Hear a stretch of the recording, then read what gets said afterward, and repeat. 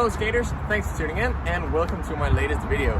This video is gonna be about the first 5 things you need to learn if you're brand new to inline skates. However, everybody should watch this video because those 5 things are also the most essential and most important skills as an inline skater. So the 5 things that I find to be the most crucial when you want to get better or just want to learn how to skate on inlines is obviously you're going to be able to stand straight on your skates. Some of this is just a matter of balance and being comfortable in your inlines, but a lot of it is also about the frame positioning. So that is the first thing you might even want to take care of before you put on your inline skates. Make sure that your frame and your wheels are positioned under your skate, right in the middle of it, not too far out, not too far back. Some people might have a tendency to fall to the inside or even some to the outside, so this is still a bit individual. The thing that I always recommend people is to put some scotch, some tape under the boots so you know where your frames are, and then after skating for a little bit, you can kind of feel if you need to put it to the inside, the outside, and then try and adjust it. And often you'll be surprised how little of a difference will make a big difference. So just before we get into the 5 steps, there is the step number -1 to put on a helmet for safety reasons and to avoid concussions or whatsoever, and just to feel safe. Wear a helmet. It might not look super cool, but it could be worth it, so don't hesitate to put on a good helmet. Once that's done, we can get down to the fun stuff. Step number 1, we already got through it, is to be able to stand straight in your skates. By this, I mean there shouldn't be any falling to the inside, there shouldn't be any falling to the outside, there shouldn't be any falling backwards or forwards. So once you feel comfortable in that, we can work on the basic position.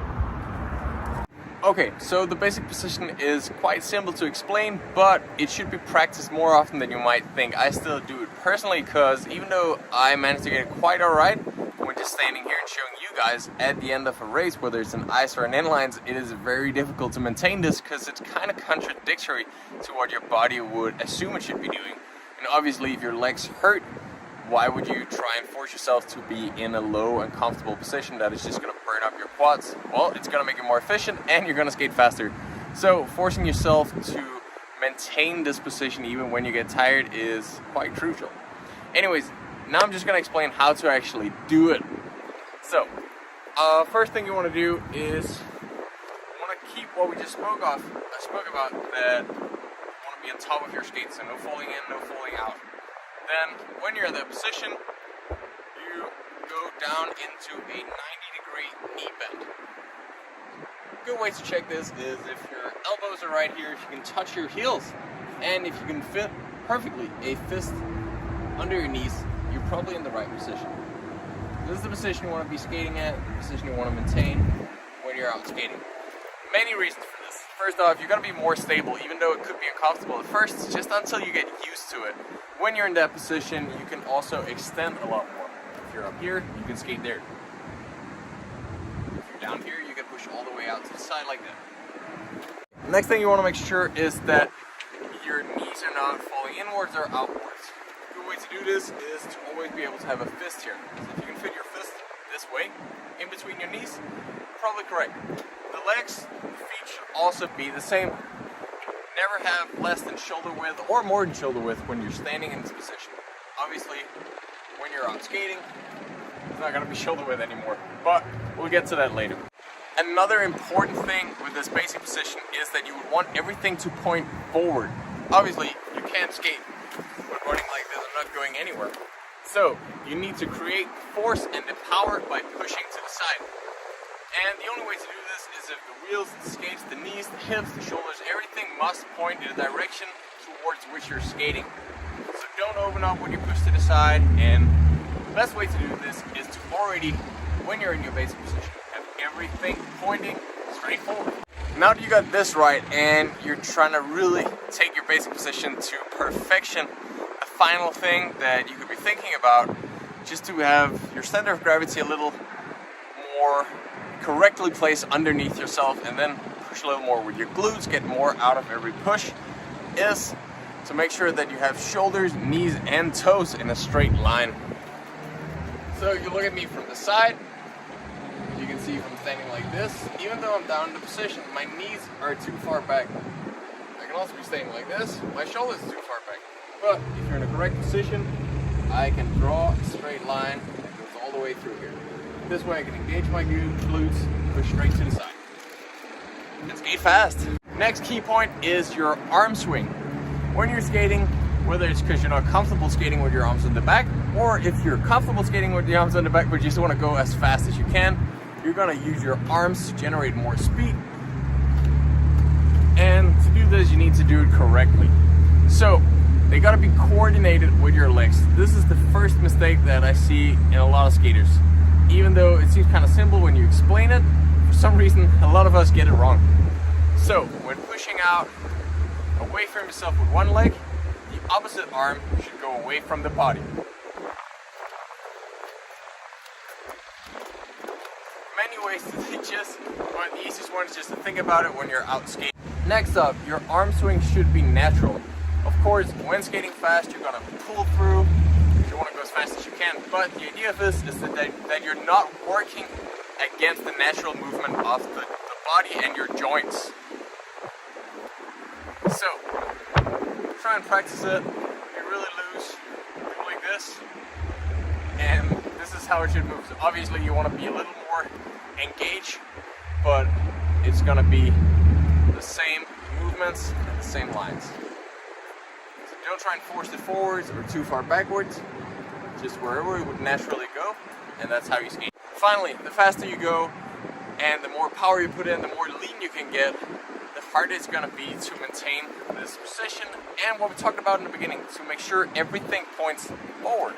Therefore, you need to contract and engage your core so you can point everything forward, even really pulling a strong arm swing, so it doesn't get you out of position, up or down.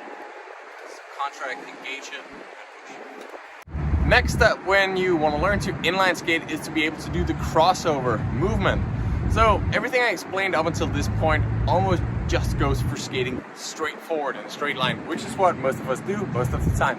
However, we do have to turn at some point, and in order to do this as fast as we can, we do the crossover, which is a special technique that feels a little uncomfortable at first, but once you nail it and get comfortable with it, you realize it's going to be a lot faster and you might even feel safer. So basically crossover, hence the name, is crossing over. So when you skate, it would be like this, crossing over. Sit around.